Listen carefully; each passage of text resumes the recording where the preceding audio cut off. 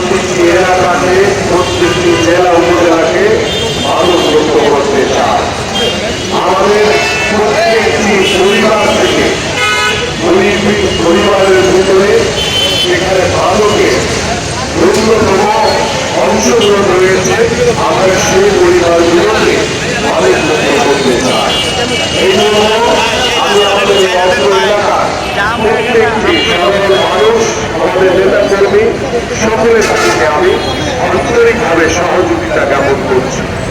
আমি বলতে চাই, মাদক এমন একটি ছোবল, যেই ছোবলের কারণে আমার জীবন, আমার মৃত্যু, আমার অকাল পরিণতির শিকার হতে হচ্ছে।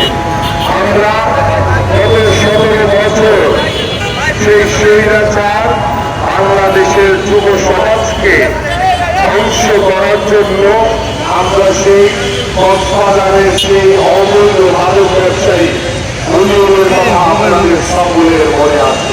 কিভাবে অবৈধভাবে মাদক পাচার করে এই স্বৈরাচার সরকার বাংলাদেশের যুব সমাজের কাছে মাদক আমাদের যুব সমাজকে মৃত্যুর দিকে ঠেলে দিয়েছে।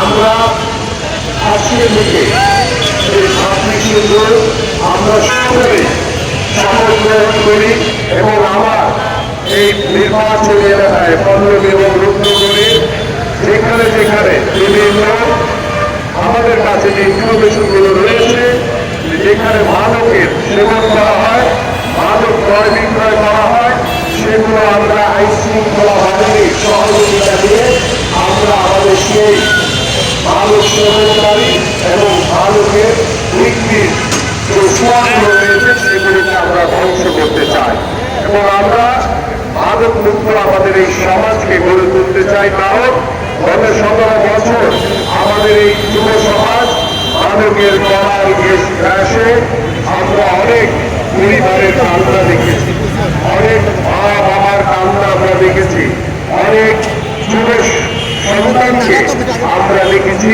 কিভাবে তারা অকাল মৃত্যুর দিকে ঢলে পড়েছে। আমরা এই ধরনের অকাল মৃত্যু আর দেখতে চাই না।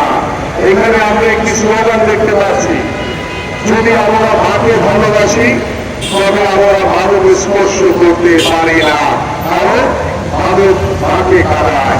এই বিষয়টি যদি সন্তান হিসেবে আমার বাবা মার প্রতি আমার যে কর্তব্য, যে দায়িত্ব, সেটা যদি আমরা উপলব্ধি করতে পারি, আমি দৃঢ়ভাবে বিশ্বাস করি আমরা কখনোই মাদকের ধারে কাছে যেতে পারি না।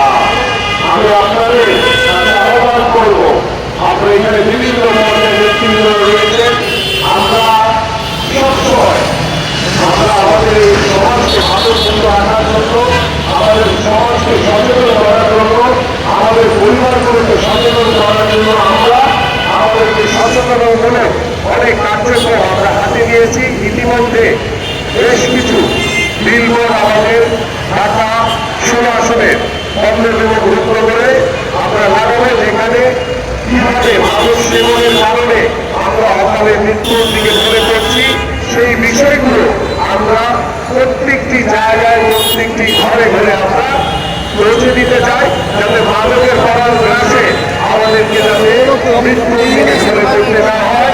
আমি আপনাদের সকলকে আন্তরিকভাবে ধন্যবাদ জ্ঞাপন করে এবং একটি